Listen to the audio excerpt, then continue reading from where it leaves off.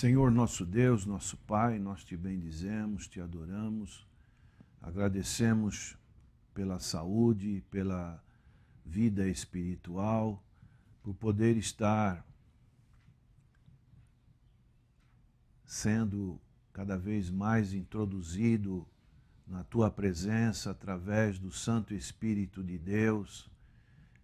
E nessa oportunidade suplicamos que a Tua palavra fale profundamente aos nossos corações, que os exemplos bíblicos possam ser aplicados às nossas vidas, nos dirige para que possamos realizar a Tua vontade aqui na terra e que possamos produzir frutos dignos de arrependimento. Suplicamos por aqueles ouvintes e telespectadores que estão com necessidades prementes em suas vidas, que o Senhor possa estar indo ao encontro dessas necessidades. É a nossa oração, agradecidos em nome do Senhor Jesus. Amém.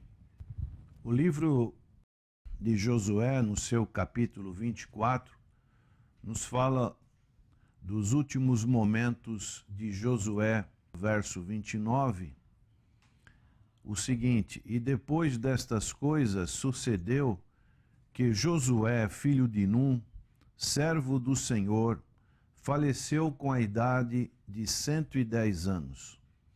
E sepultaram-no no termo da sua herança em Timnat-Sera, que está no monte de Efraim, para o norte do monte de Gaás. Serviu, pois, Israel ao Senhor todos os dias de Josué. Todos os dias dos anciãos que ainda sobreviveram muito tempo depois de Josué e que sabiam todas as obras que o Senhor tinha feito a Israel. Também os ossos de José, que os filhos de Israel trouxeram do Egito, foram enterrados em Siquém, naquela parte do campo que Jacó comprara aos filhos de Emor, pai de Siquém, por 100 peças de prata, e que se tornara herança dos filhos de José. Faleceu também Eleazar, filho de Arão, e o sepultaram no outeiro de Finéias, seu filho, que fora dado na montanha de Efraim. Aqui encontramos o relato da morte de Josué e de Eleazar. Como sabemos, Josué foi o sucessor de Moisés, o grande mediador, o grande libertador do povo de Israel do cativeiro egípcio. Josué começou a liderar o povo de Israel quando tinha 85 anos, conforme histórico de Flávio Joséfo. Então Josué, ele permaneceu ainda na terra da Palestina, chamada Terra Prometida, durante 25 anos. E ali o povo de Israel foi muito abençoado por Deus. Houve a chamada divisão do território para todas as tribos de Israel que compunham os 12 filhos de Jacó de Israel. Assim, o Senhor abençoou grandissimamente o seu povo. Mas agora, ao término de sua vida, Josué convoca o povo à terra de Siquém, que no hebraico significa ombro, ou das costas ao povo, e ali Josué, na sua despedida, ele faz um discurso ao povo de Israel. O livro de Deuteronômio é um livro que fala sobre o discurso de Moisés ao povo na sua despedida. Então é um livro amplo em que encontramos todas as palavras de Moisés, as suas palavras finais de aconselhamento para que o povo pudesse servir ao Senhor. E agora vemos nas palavras de Josué, palavras mais condensadas, apenas algumas palavras, uma espécie de um resumo que Josué faz para que o povo possa estar continuando esta grande obra de ser um povo separado, um povo que tinha aliança com Deus. E no discurso de Josué, nós encontramos 3 itens que são muito importantes, que são aplicáveis também à nossa vida espiritual.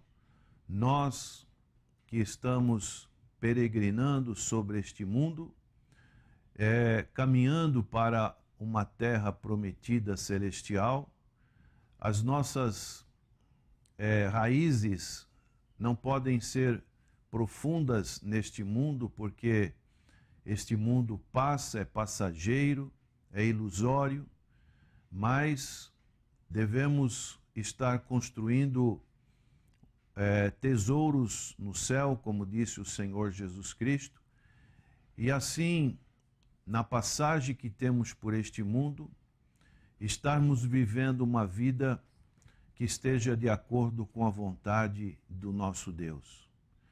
E nessas palavras finais de Josué, ele fala a primeira coisa que está aqui no verso 14, ele diz o seguinte: agora, pois, temei ao Senhor.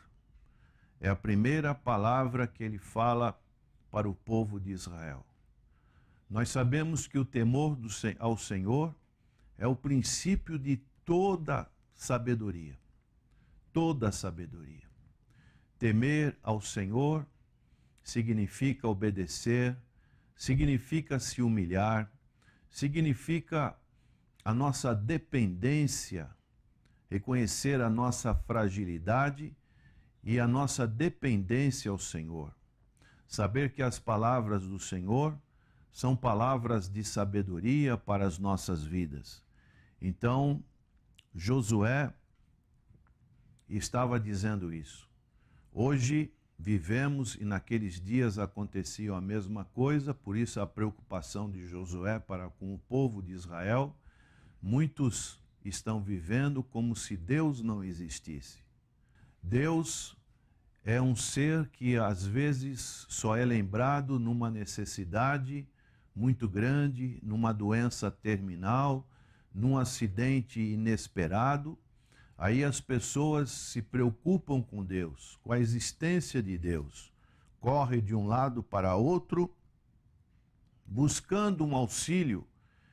Quando não encontram uma solução humana, as pessoas então ficam apavoradas e procuram uma solução para os seus problemas e dessa maneira procuram a Deus. Mas devemos temer ao Senhor e estar na presença do Senhor sempre. Esse é um princípio de sabedoria. E isso Josué queria mostrar ao povo de Israel. Devemos ter um cuidado com a vida cristã, com a nossa vida espiritual, com a nossa espiritualidade diante do Senhor, de como cada um de nós intimamente temos uma vida de leitura da palavra, de oração, de um comportamento que realmente mostre que somos pessoas regeneradas pelo poder de Deus, e assim aplicarmos esses princípios às nossas vidas, demonstra que tememos ao Senhor. Não estar colocando métodos, circunstâncias humanas, mas o temor ao Senhor nos leva a este comportamento. E a casa do Senhor, a igreja do Senhor, é um lugar aonde aprendemos essa vida cristã, aonde podemos ter uma convivência com os outros irmãos e nos integrarmos neste interrelacionamento com as pessoas, porque isso é muito saudável e aprazível para a vida cristã. Mas, infelizmente, muitos menosprezam a casa de Deus. Muitos vão à casa do Senhor pensando apenas num compromisso que precisam ter, e dessa maneira a presença na casa do Senhor não é algo que é aprazível, que é singelo, que é algo deleitoso, mas infelizmente às vezes é levado como uma verdadeira obrigação. E esse temor ao Senhor significa também se agradar com a igreja do Senhor. A igreja do Senhor não é invenção humana, mas é Deus que manifesta a sua graça no meio do seu povo.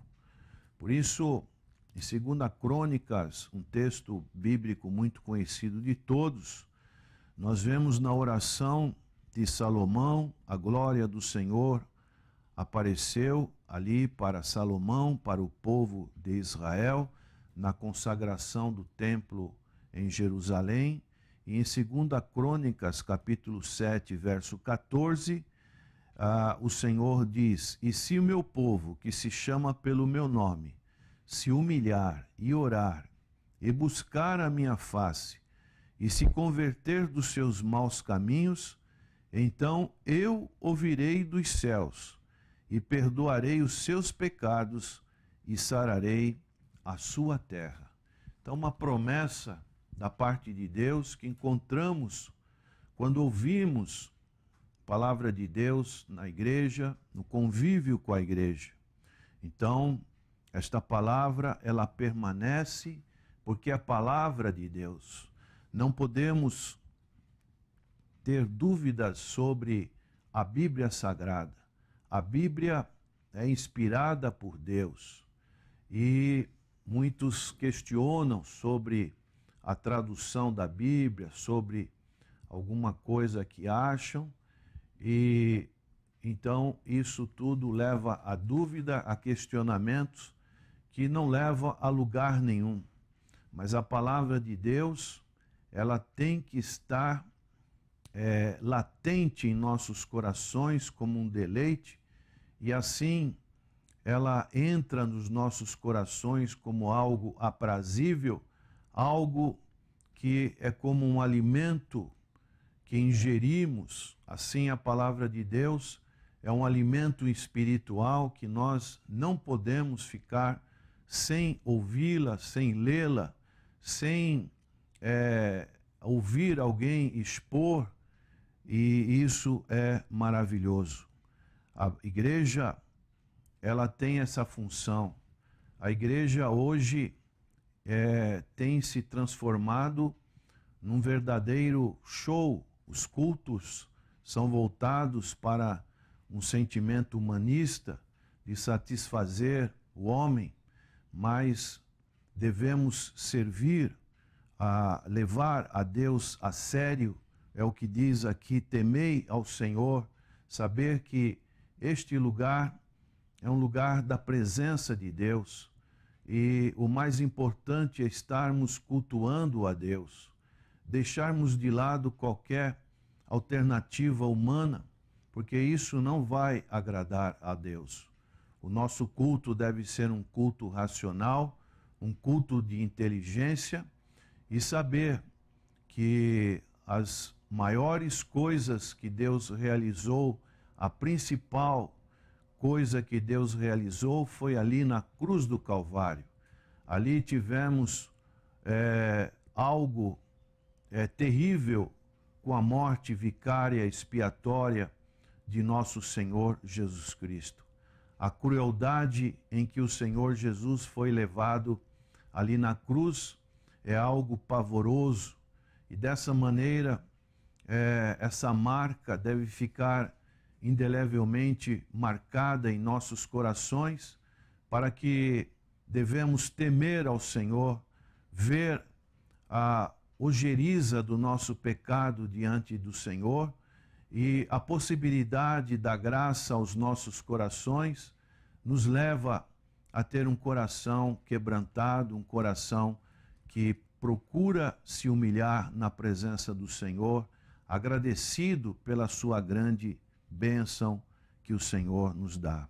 Por isso, devemos ter a vontade de Deus nas nossas vidas, a seriedade, a atitude que nos mostra que estamos fazendo a vontade de Deus para as nossas vidas. Às vezes somos procurados por pessoas para um aconselhamento e muitas das vezes essas pessoas, devido a uma resolução que é antibíblica, cometem deslizes e esses deslizes trazem consequências para as suas vidas e quando chegam essas consequências, querem que a Bíblia seja amoldada a essas consequências. Então, nós precisamos tomar uma decisão séria na nossa vida. E essa decisão não pode ser uma decisão de um para outro. Cada um precisa tomar a sua decisão. E Josué estava dizendo isso para aquele povo. Via naquele povo uma certa duplicidade, da mesma maneira que também temos em nossos dias uma duplicidade de vida entre a vida espiritual e a vida que podemos levar neste mundo. Mas Josué colocava esse primeiro princípio, que é o temor ao Senhor. Em segundo lugar, no seu discurso, ele faz uma ênfase, e essa ênfase está aqui na parte A deste verso 14 do seu livro, no capítulo 24. Depois dele dizer, agora, pois, temei ao Senhor, ele diz, servi-o com sinceridade e com verdade. Vivam uma vida sobre o governo de Deus, sabendo que Deus é soberano sobre todas as coisas. Tenham a direção de suas vidas nas mãos de Deus. E ele faz duas exigências muito importantes.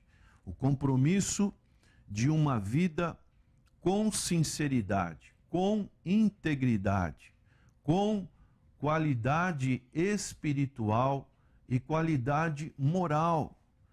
Esses são princípios eternos que nós precisamos ter nas nossas vidas. Compromisso de uma vida íntegra, serviu com sinceridade. E depois ele fala com verdade, isto é, fidelidade. Não abandone o barco de uma hora para outra. E isso, infelizmente, tem acontecido. Muitas pessoas estão hoje num determinado lugar e, de repente, já não estão mais.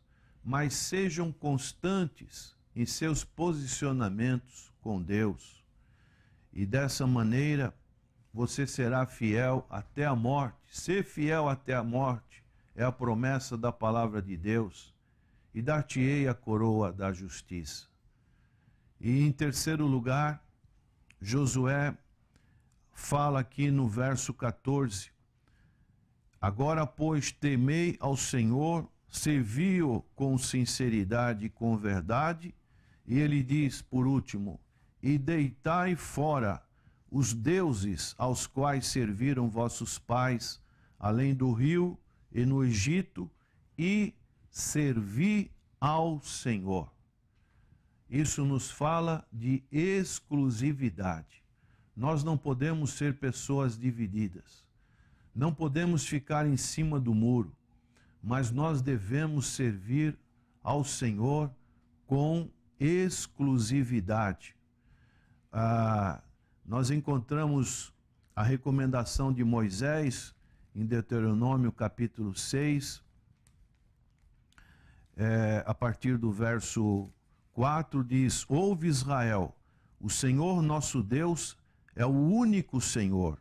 Amarás, pois, o Senhor teu Deus de todo o teu coração, de toda a tua alma e de todas as tuas forças. E estas palavras que hoje te ordeno estarão no teu coração e as ensinarás a teus filhos, e delas falarás assentado em tua casa e andando pelo caminho, e deitando-te e levantando-te. Isso é algo intenso, algo rotineiro. O povo de Israel foi orientado a falar essas palavras. Uma palavra hebraica que chama chamar ou chama. E dessa maneira, o povo era instruído a ter esta exclusividade ao único Deus verdadeiro. E quando o Senhor Jesus Cristo esteve aqui neste mundo, ele foi tentado pelo nosso inimigo. Isso está em Mateus capítulo 5, e ele usou as palavras do Antigo Testamento, dizendo: em verdade te digo. E dessa maneira ele se defendeu. E a nossa grande defesa também é essa: ter a exclusividade da palavra do Senhor e só a Ele adorar. Mas, infelizmente, as pessoas hoje buscam alternativas, prazeres. Muitos estão presos a uma cerveja ainda. Muitos estão presos a um uísque. Muitos estão presos às drogas, a vícios.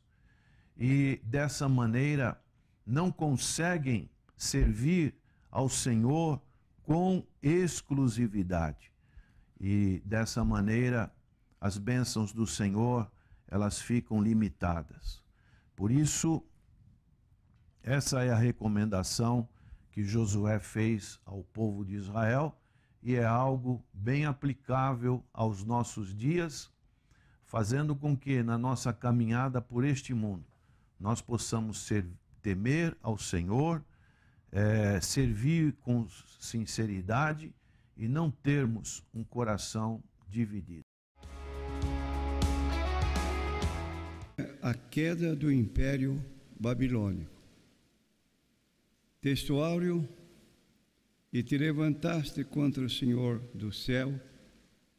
Além disso, deste louvores aos deuses de prata, de ouro, de cobre, de ferro, de madeira e de pedra, que não veem, não ouvem, nem sabem, mas a Deus, em cuja mão está a tua vida e todos os teus caminhos, a Ele não glorificaste.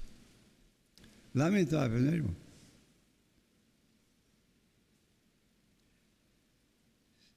Verdade prática: se nos rebelarmos contra o soberano e santo Deus, Ele nos abaterá. E a nossa lição, então, está no livro de Daniel, capítulo 5, versículos 1, 2, 22 a 30. O livro de Daniel, historicamente, é um dos livros mais lidos do Antigo Testamento. Eu acho que o único que tem mais leitura é o livro de Salmos, mas o livro de Daniel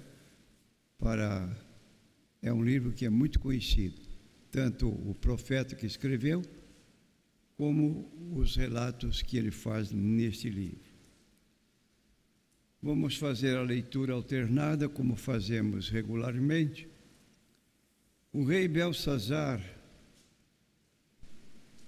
deu um grande banquete a 1000 de seus grandes e bebeu vinho na presença dos 1000.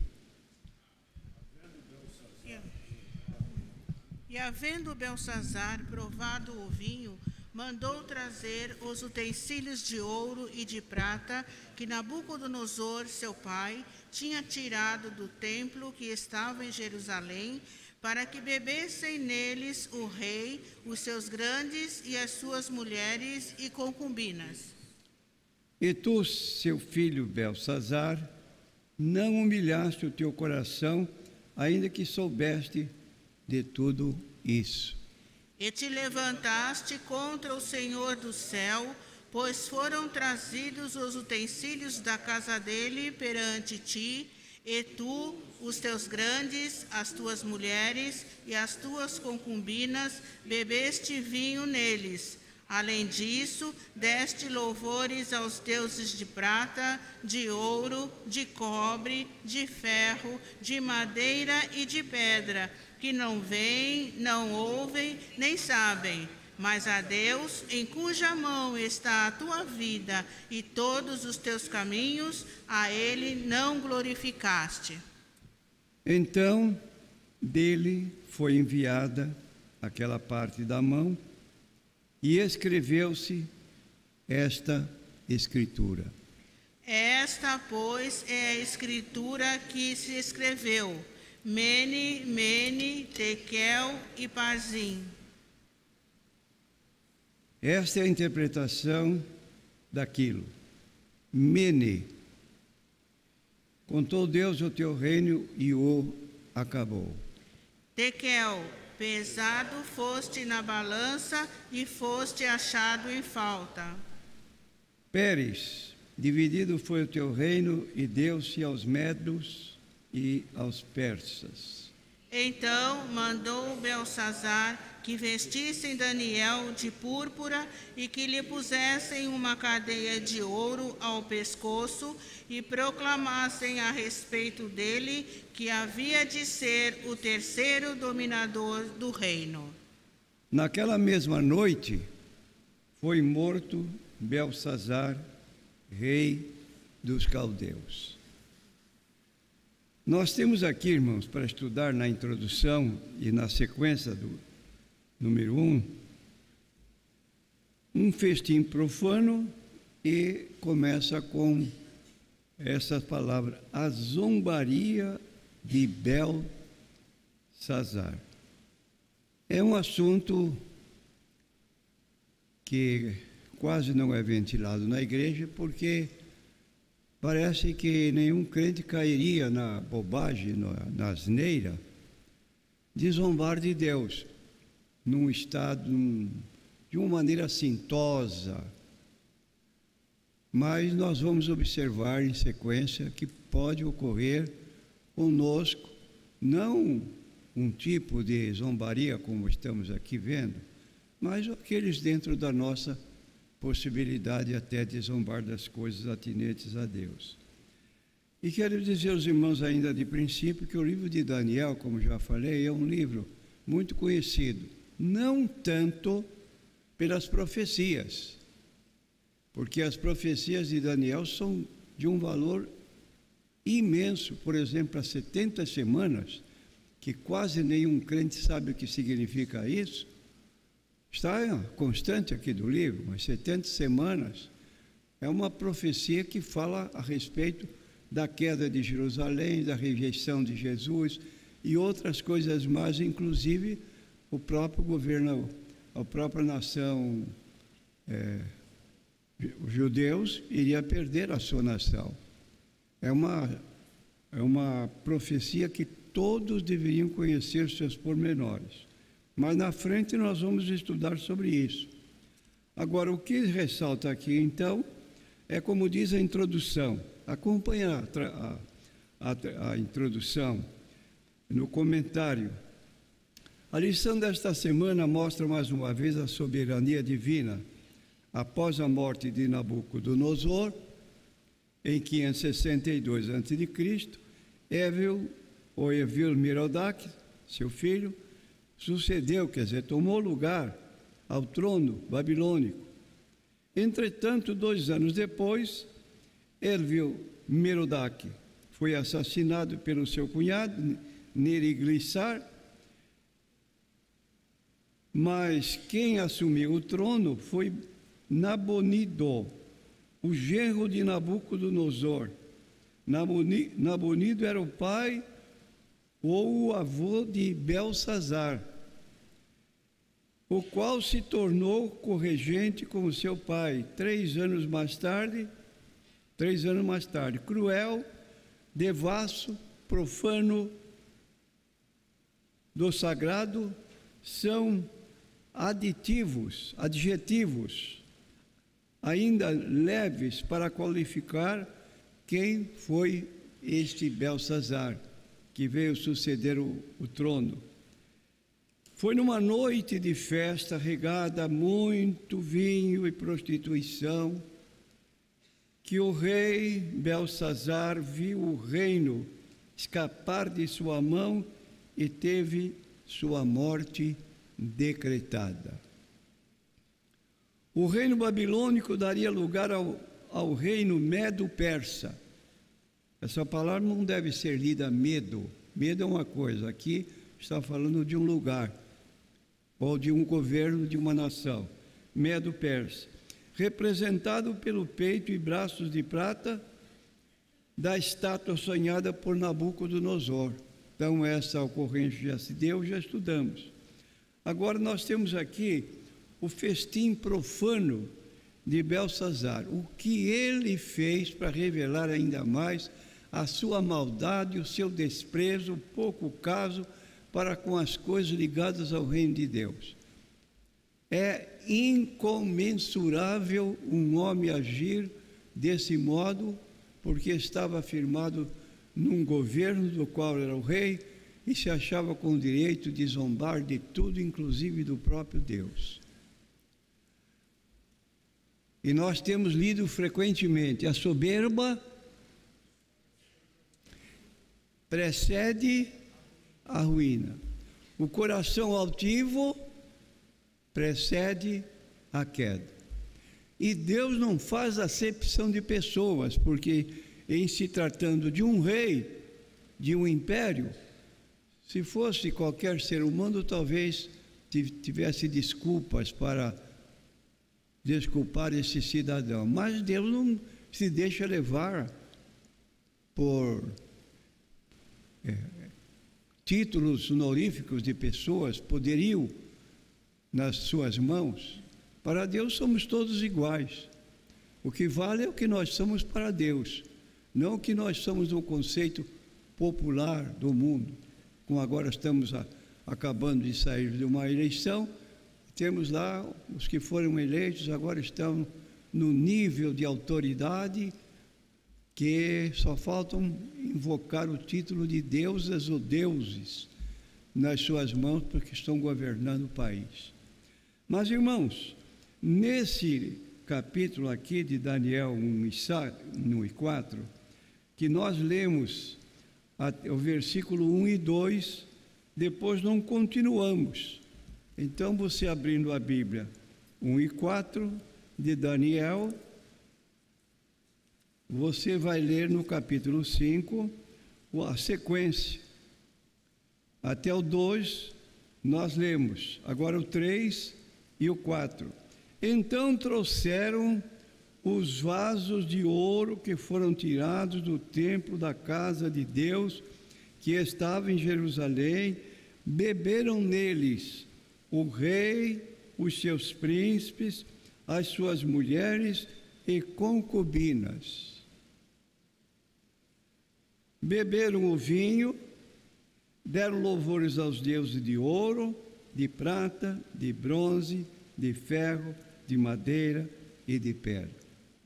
Quando a pessoa é idólatra, ele faz Deus de qualquer material, até de pedra e de madeira. Está lá no livro de Jeremias, o homem vai a céu, encontra lá aquelas árvores grandes, corta pela raiz. Ele então, como é muito grande o tipo o caule que nós chamamos, o tronco, ele divide em 2. E diz o texto bíblico que a metade daquele tronco ele usa para formar um Deus. E a outra metade ele aproveita na cozinha para aquecer, fazer comida com a lenha que ele trouxe. Ele não põe na mente que aquele tronco que ele trouxe da floresta, formado de um material que de lado servia para acender fogo, e o outro ele admitiu que era um Deus poderoso, invocava, clamava. É um tipo de ridículo que a Bíblia registra para com aqueles que são pessoas ligadas à idolatria, que fazem um ídolo para si de qualquer material. E aqui nós temos então a zombaria de Belsazar, que ele agiu aqui atrevidamente, nesse caso que nós acabamos de ler. Beberam o vinho e deram louvores aos deuses de ouro, de prata, de bronze, de ferro, de madeira e de pedra. E todo tipo de pessoa, moralmente falando, como demos aqui também, para que bebessem neles o rei, os príncipes, mulheres e concubinas. Uma verdadeira orgia, e se não for boa esta palavra, pode-se usar um verdadeiro carnaval. Que eles estavam aqui praticando e trouxeram então aquele vaso sagrado que havia sido tirado do templo lá de Jerusalém, e este material estava sendo usado com falta de cuidado em se tratando de uma imagem, de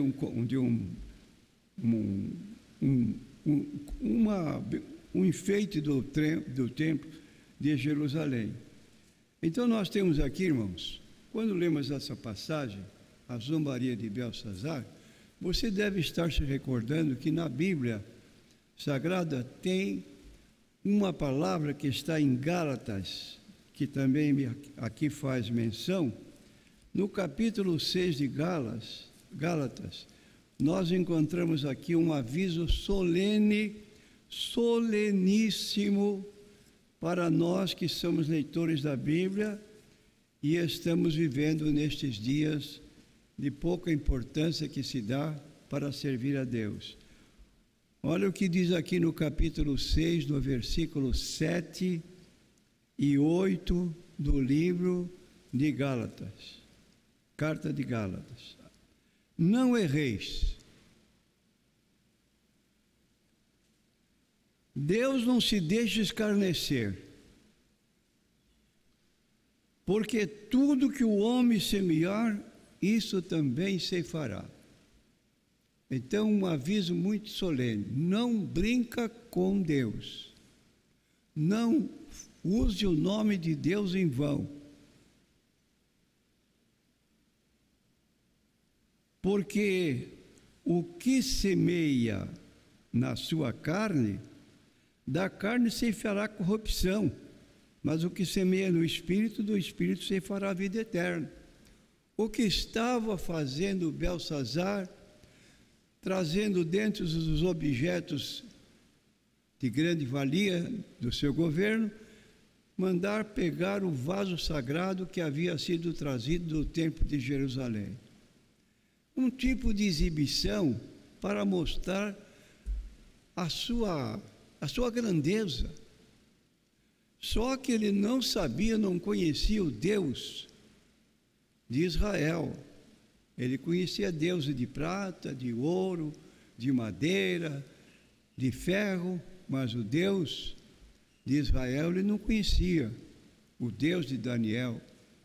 Então nós temos aqui essa colocação que vemos.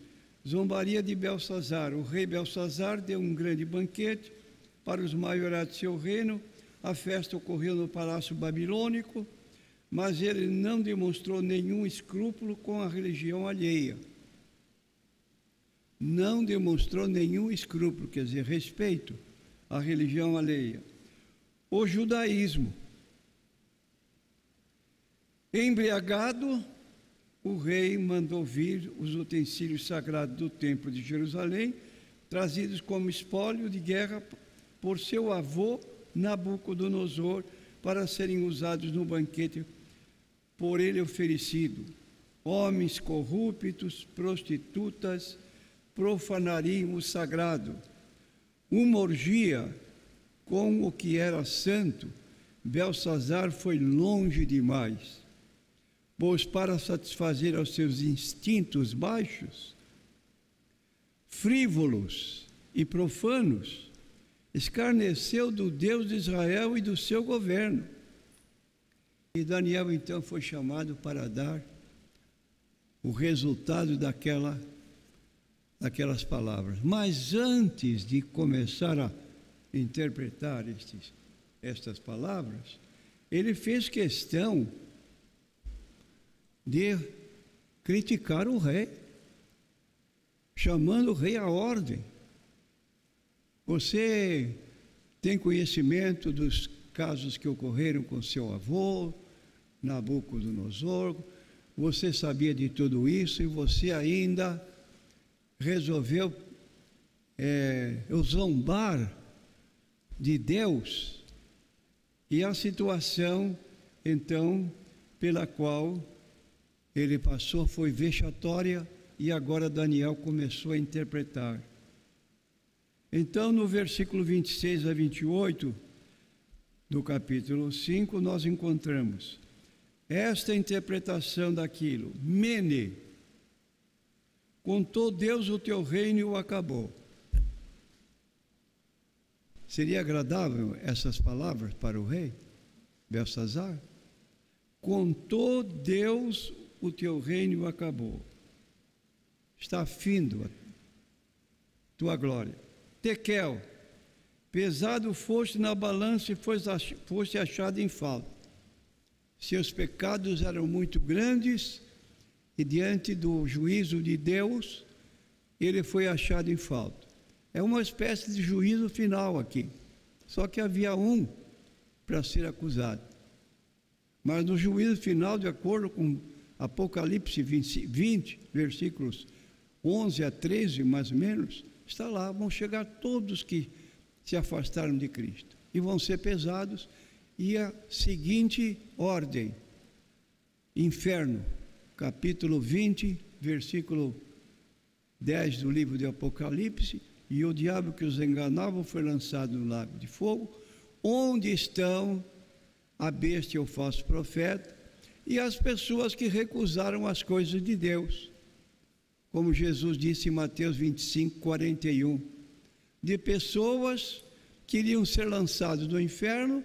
E ele disse: inferno preparado para o diabo e seus anjos, não inferno preparado para criaturas humanas, mas vão para lá porque se tornaram culpados, desobedecendo às ordens de Deus durante a sua vida. É como o mundo vivendo agora. Talvez alguns zombem até de nós. Que alegria tem esse povo que não sai da igreja? Nós podemos fazer isso, aquilo e aquilo outro, e assim passam a sua vida indiferente, acumulando pecado. Mas um dia de juízo virá, e aí não tem mais jeito. Então, irmãos, este homem exclusivamente estava sendo julgado. Pesado foste na balança, foste achado em falta. Pérez, dividido foi o teu reino e deu-se aos medos e aos persas. Você lembra da estátua de cabeça de ouro, peito de bronze, e representando o Império Medo-Persa? Estava chegando a vez deles. Estavam do lado de fora, esvaziaram o rio, entraram pelo local onde o rio corria. Ninguém estava preparado, nem pensava nisso, quando o governo foi tomado e o rei foi morto. Então acabou-se de uma vez esse Belsazar. Pérez, dividido o teu reino, foi dado aos medos e às persas. Então nós temos aqui a repetição de Pérez, Mene, Tekel e o Farsine. Então nós temos aqui, irmãos, essa colocação. Que eles são, nós tiramos para nós, porque nós contarmos o fato histórico pode ser interessante, mas você pode a qualquer hora, você pode pegar a Bíblia e tomar conhecimento desse fato. Só que hoje, você pode estar precisando de um conselho. Conselho que está na parte que eu li no Novo Testamento, está no livro de Gálatas 6, versículo 7. Se você esqueceu, não esqueça mais. Não brinque com as coisas de Deus. De Deus não se zomba.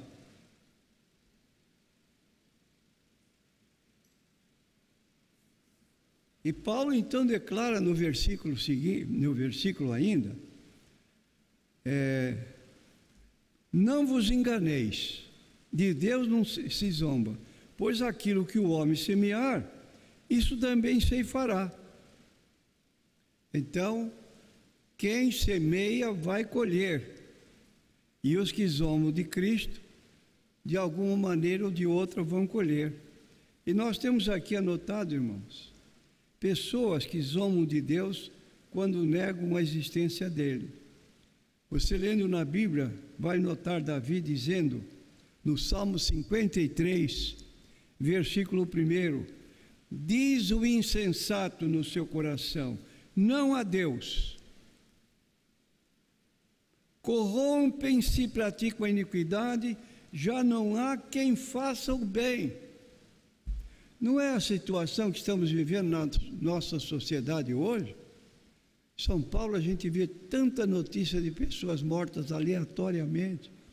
Não tem nada com o bandido, só que ele está vendo uma boa oportunidade para talvez pegar algum dinheiro da pessoa, atira, vai embora, talvez vá dormir, no dia seguinte está agindo da mesma maneira. Uma coisa que parece uma selva. Está ocorrendo em todo o Brasil, quiçá em todo o mundo. O que é isso? Semeadura, que agora estão colhendo. Afastaram-se de Deus, não querem ter contato com Deus, não querem ler a sua palavra, fazem tudo que é de errado, pumba, cai nesse estado de serem então amanhã apanhados, presos ou finalmente perdidos, né? Então há muitos hoje que negam a existência de Deus. Que tipo de pessoas mais? Aqueles que praticam a idolatria, tem uma imagem lá na sua casa, um enfeite, talvez na sala de visita. Aquele ídolo é uma zombaria ao Deus que fez o céu e a terra e que está observando tudo. Não pense que colocando um ídolo na casa, na sala ou no quarto, vai ficar protegido. Ali é como diz a Bíblia, tem olho, mas não vê, tem boca, mas não fala. Salmo 115, tem pés, mas não anda. Tem mão, mas não apalpa. Não tem nenhum valor, nem de enfeite às vezes. E o nosso Brasil está envolvido com a idolatria, através dos templos da Igreja Católica, é só imagem. E o católico vai lá, se prostra diante da imagem, como faz aqui com a senhora, a dona aqui da cidade de Santos, que está lá no monte, vai lá fazer culto para ela. Isso é idolatria. E Deus não vê isso? Vai acumulando pecados. Então adoram falsos deuses, enquanto negam o único verdadeiro Deus. Então adotam uma filosofia ateísta, que negam tudo que é divino. E nós temos, irmãos, mais ainda, pessoas que zombam de Deus quando negam sua palavra. Muitas pessoas, de alguma forma, acreditam em Deus, mas negam a sua revelação dentro da Bíblia Sagrada.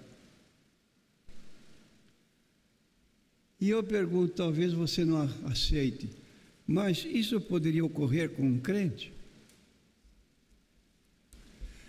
Faço uma pergunta aos irmãos: por que será que em todas as igrejas há crentes que dão preferência para sentar nos bancos de fundo? Não estou criticando ninguém que está lá sentado, estou contando uma ilustração. Mas você não observa que, como na nossa igreja, essas cadeiras aqui macias, aos domingos ficam vazias?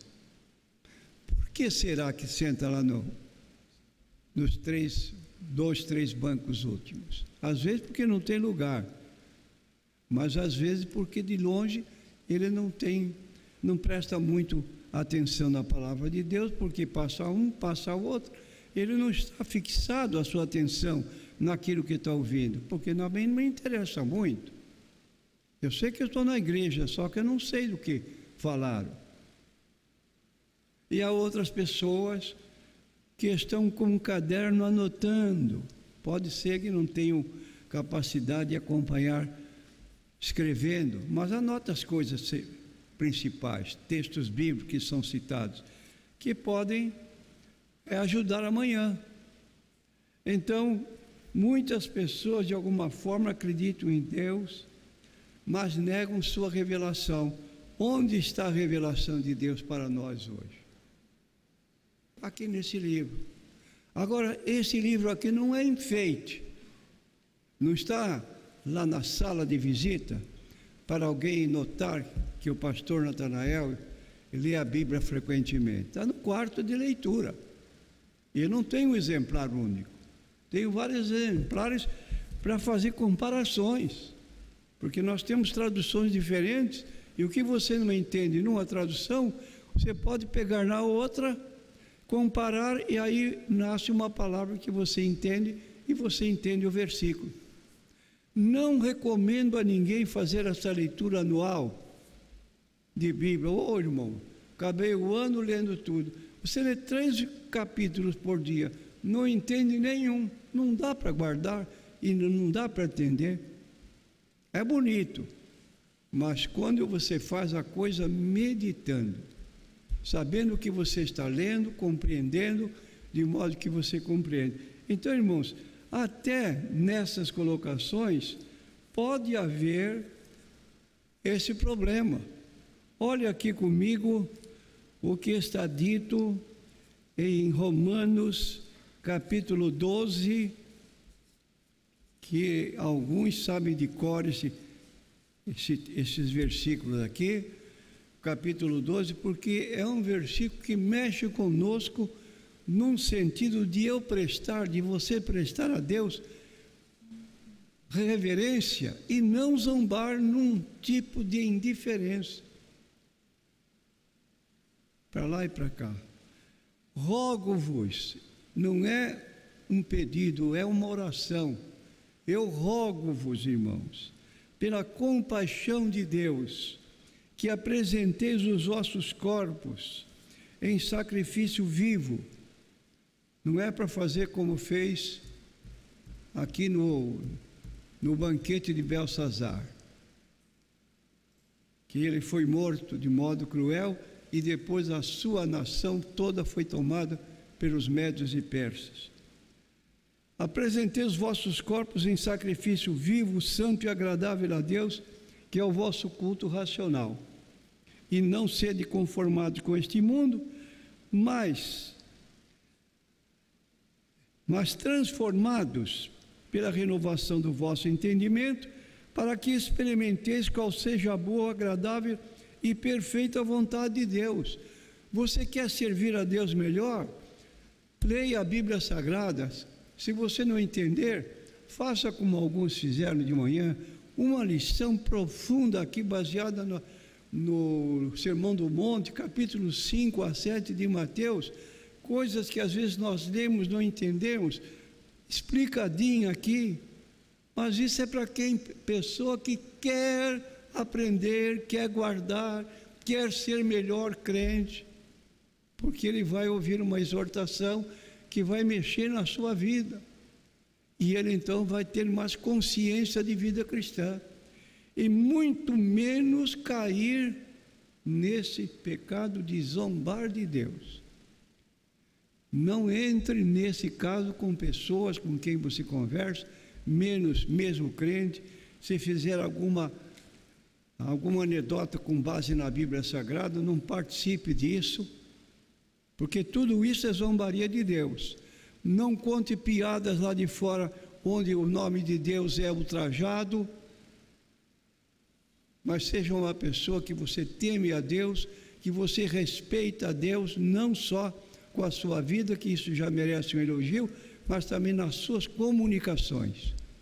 Fulano de tal é diferente, não entra nessas conversas. E assim nós temos, irmãos, essa colocação que eu vejo aqui nesse estudo de hoje, essa lição de modo total. Por que Belsazar morreu? Morreu porque zombou de Deus.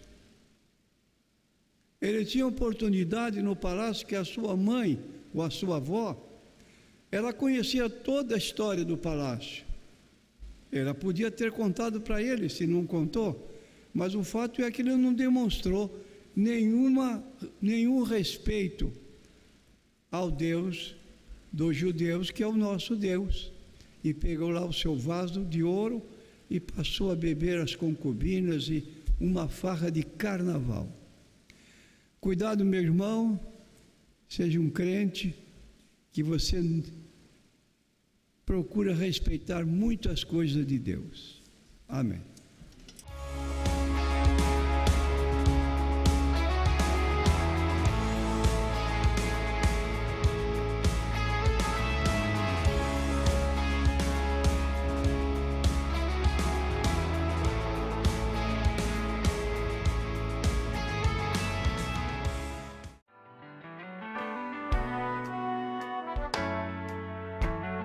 Você quer recuperar a beleza do seu sorriso?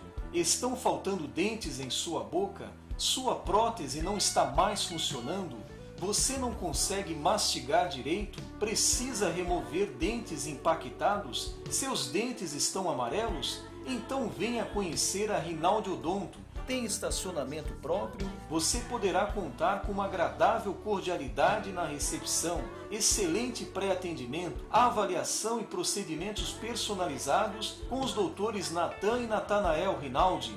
Processos de implantes, extrações e cirurgias são feitas com aparelhos de última geração. Nossa satisfação aqui na Rinaldi Odonto é ver você feliz, com seu sorriso sempre bonito e saudável. Venha conhecer as nossas clínicas. Acesse www.rinaldiodonto.com.br. Telefones: Clínica 1 3233 2540, Clínica 2 3203 2464. Na Rinaldi Odonto você recupera a beleza do seu sorriso.